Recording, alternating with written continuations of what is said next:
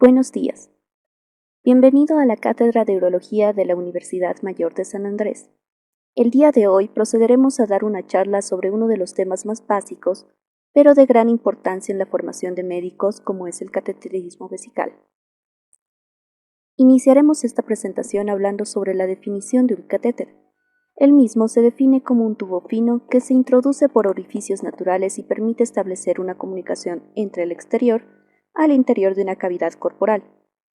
El cateterismo vesical o urinario fue uno de los primeros catéteres diseñados y consiste en la introducción de un tubo fino por el meato uretral hacia la vejiga. El sondaje o cateterismo vesical es uno de los procedimientos más realizados durante la formación y el ejercicio de un médico. Se estima que el 10% de la población de pacientes internados en un centro hospitalario requerirá de la instalación de una sonda vesical.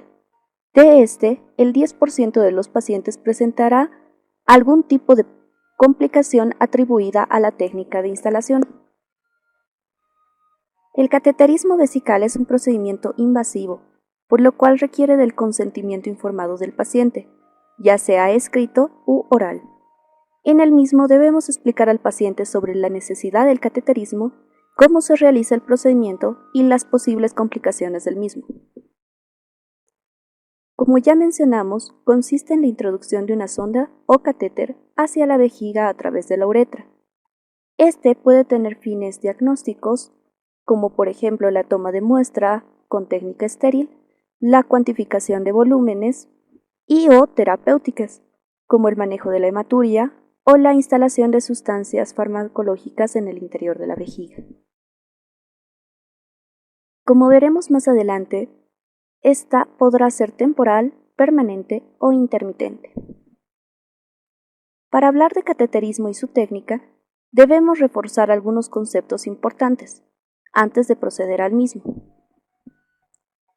como la importancia del conocimiento de la anatomía de las estructuras involucradas en dicho procedimiento.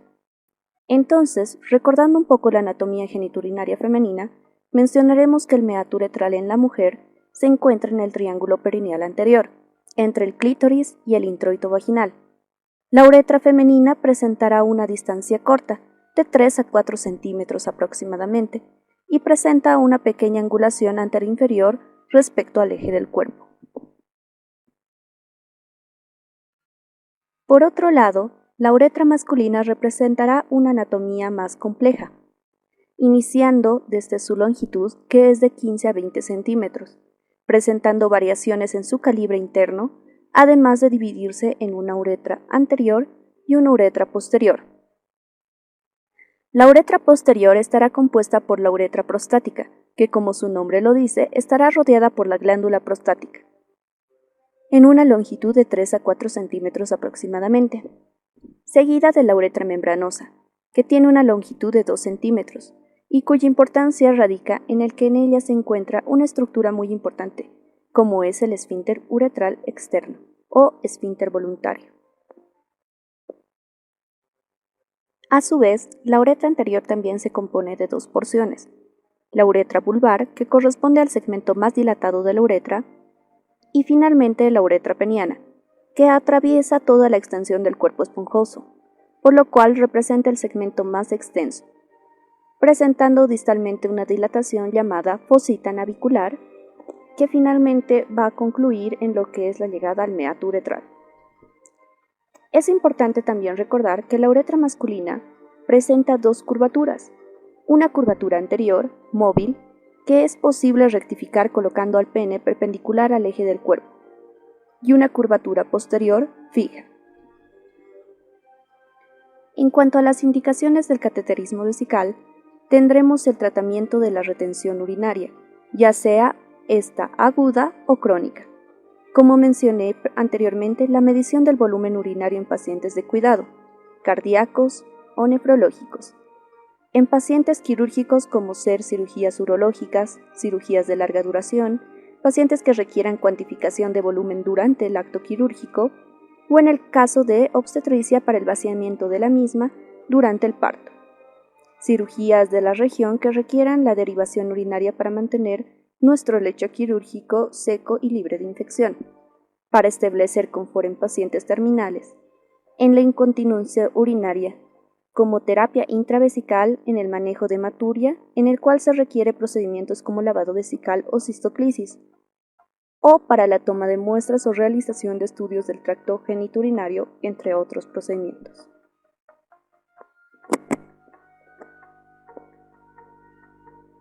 ¿Cuándo estará totalmente contraindicado realizar el cateterismo vesical? Es importante recordar las siguientes condiciones: estenosis de uretra, en la cual la introducción de la sonda a través de la uretra sea dificultosa, ya que podríamos provocar un cateterismo traumático o una falsa vía. Prostatitis aguda, ya que puede provocar una diseminación del foco infeccioso y provocar una septicemia. Un trauma de uretra, ya que podríamos provocar la sección completa de la uretra o, al igual que en la estenosis, una falsa vía, empeorando el estado del paciente. Y las alteraciones anatómicas del tracto urinario, por ejemplo, un paciente que hubiese sido sometido a una uretroplastía, en el cual la anatomía uretral ya no es la misma, pudiendo provocar un trauma uretral. Dentro de las complicaciones más frecuentes tendremos una perforación uretral o vesical debido a una técnica traumática, infecciones del tracto urinario o uretritis, ambas atribuidas a una mala técnica de antisepsia, retención urinaria debido a la obstrucción de la sonda o la mala elección del calibre según el criterio de instalación, y una hematuria llamada ex vacuum, que se da posterior al vaciamiento abrupto del contenido vesical, el mismo que deberá ser de manera parcial y lenta para evitar este tipo de complicación. Es importante además la elección de una sonda adecuada a la indicación del paciente, y tendremos que recordar que las sondas vesicales se dividirán según varios criterios, como ser la composición, que dentro de la composición tendremos las sondas de látex, que son las más utilizadas, pero sin embargo presentan varias desventajas, como ser el tiempo de colonización, que es de aproximadamente 15 días y que está contraindicada en pacientes alérgicos al látex. Esta sonda requiere un recambio en este periodo de 15 días, ya que una permanencia más prolongada condicionaría al paciente a infecciones del tracto urinario. La sonda siliconada, que presenta mayores beneficios respecto a la anterior, siendo esta más flexible, presenta mayor biocompatibilidad, por lo cual está indicada en pacientes alérgicos al látex, y su tiempo de colonización es de aproximadamente 45 días, lo cual permite una mayor permanencia. Las sondas de cloruro de polivinilo, o PVC, que son sondas de uso temporal, son rígidas y están indicadas para la evacuación de la vejiga de manera inmediata. No presentan sistemas de sujeción, por lo cual son de uso momentáneo.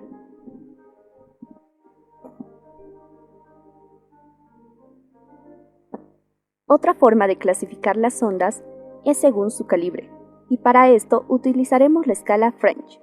La misma corresponde a 33 milímetros, un French igual a 0.33 centímetros. Para la elección del calibre es necesario considerar muchos aspectos como el tipo de indicación, la edad del paciente, el sexo o las características propias del paciente. De manera general, se utiliza frecuentemente en adultos los calibres del 14 al 22 French, considerando los aspectos antes mencionados. La escala French se distingue por colores, que van desde 6 French, que inicia en un verde claro, a 28 French, diferenciándose cada una por un color característico propio del calibre. Antes de hablar del tipo de sonda, según su forma, hablaremos de las partes de la sonda, tomando en cuenta que la sonda presentará 3 segmentos: la punta, donde se encuentran las fenestras u orificios de drenaje, el cuerpo y el pabellón, donde se encuentra el embudo de drenaje, los canales de insuflación o el de irrigación. Y por último, veremos la clasificación de la sonda según su tipo, que según las características de la misma tendremos: la sonda Robinson es una sonda recta, con una sola vía, de punta roma y que presenta fenestras u orificios de drenaje en su punta. La sonda Nelaton, que se distingue de la anterior por presentar un orificio en su punta, es igual de una sola vía y de punta roma. La sonda Pesser que consiste en una sonda semirrígida y recta de una sola luz, con una punta fungiforme que puede tener 2 o más orificios. Se inserta quirúrgicamente como sondaje permanente y se fija a la piel mediante sutura. Se emplea en el drenaje vesical, en el suprapúbico y renal. La sonda Malecot es una sonda semirrígida y recta de una sola luz, con punta similar a la de la Pesser, pero de orificios más grandes. Se inserta quirúrgicamente al igual que la anterior y también se fija mediante sutura. La sonda Foley consiste en una sonda con 2 vías, la primera vía de evacuación y una segunda vía que permite la insuflación de un globo de seguridad que se encuentra en la punta, permitiendo de esta manera la fijación de la sonda.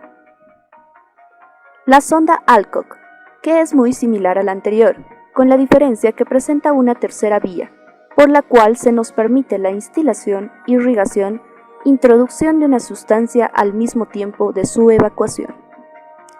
La sonda Coude presenta una diferencia en su punta. Su nombre, que en francés se traduce como codo, presenta en la punta una curvatura de 45 grados. Tiene una punta de goma. Se utiliza para facilitar el pasaje a través de una falsa vía o prominencias de la uretra, o en los casos de aumento de volumen prostático.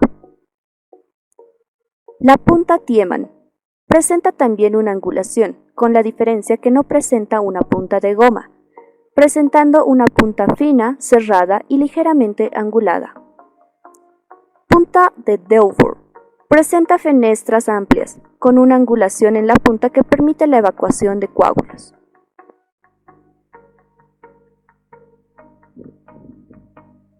La punta de Mercier se diferencia de la de Coude o la Tiemann, ya que si bien presenta una angulación al igual que las anteriores, presenta una punta roma redondeada con las fenestras incluidas en la angulación. La sonda punta de Cavalier, pico de flauta o punta de silbato, es una sonda con la punta abierta, biselada, atraumática, que tiene 2 o más orificios laterales atraumáticos que permite el manejo de hematuria macroscópica. Una vez elegida el tipo de sonda, el material y el calibre necesario, podemos dividir el procedimiento según sus características. Entre estos tendremos el cateterismo simple, que consiste en la introducción de una sonda sin sistema de fijación para la evacuación del contenido en ese momento. El cateterismo limpio intermitente, que es el que el paciente aprende a realizarse, debido a las características del mismo y que no presenta una técnica antiséptica, se considera solamente limpio. Está indicado en vejiga neurogénica, también llamado autocateterismo intermitente. El cateterismo suprapúbico, o cistostomía, o la llamada talla vesical, que consiste en establecer una comunicación entre la cavidad vesical y la pared abdominal.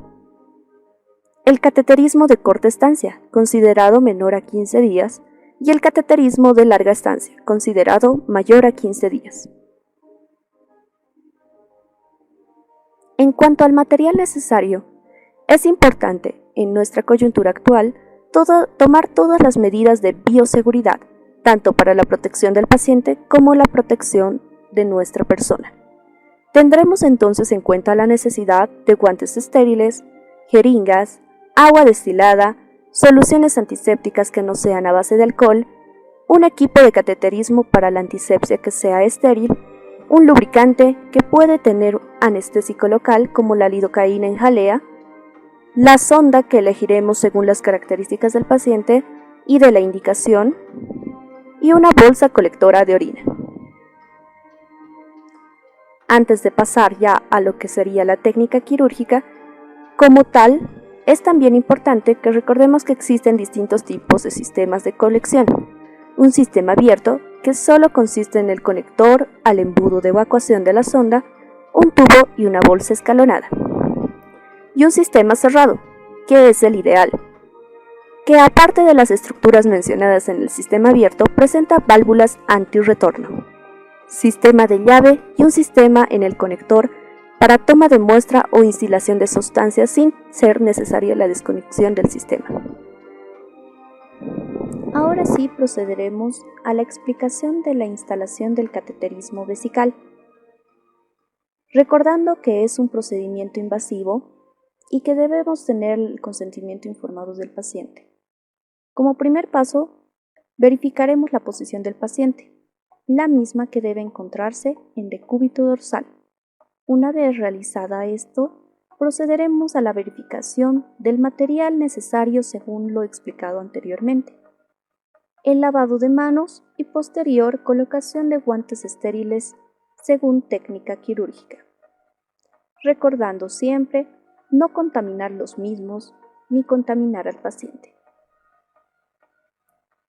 Posteriormente procederemos a tomar una de las gasas de nuestro equipo de cateterismo vesical y con la misma realizaremos la retracción del prepucio para aislar de esta manera nuestro campo. Realizamos la antisepsia una vez realizada esta acción, con cualquier solución que no esté a base de alcohol, DG6, clorhexidina, yodopovidona. Desde el meato uretral hacia el surco balano-prepucial en 3 oportunidades. Desde el meato uretral hacia el surco balano-prepucial. Posterior a esto, realizaremos la lubricación de la uretra. Puede ser con un lubricante que tenga también un anestésico local, como es la lidocaína al 2%, procediendo a la colocación directa de este por el meato uretral. De esta manera distendemos la uretra y lubricamos su extensión. Para la introducción de la sonda debemos colocar al pene perpendicular al eje del cuerpo y proceder a la introducción de la misma de manera adecuada. Debemos recordar que siempre debemos introducir la sonda en su totalidad en los varones, hasta que el pabellón choque con el meato uretral. De no ser así, debemos repetir la acción.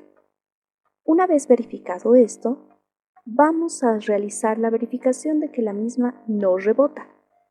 Y una vez verificado esto, procederemos a la instalación del agua destilada en el globo de seguridad.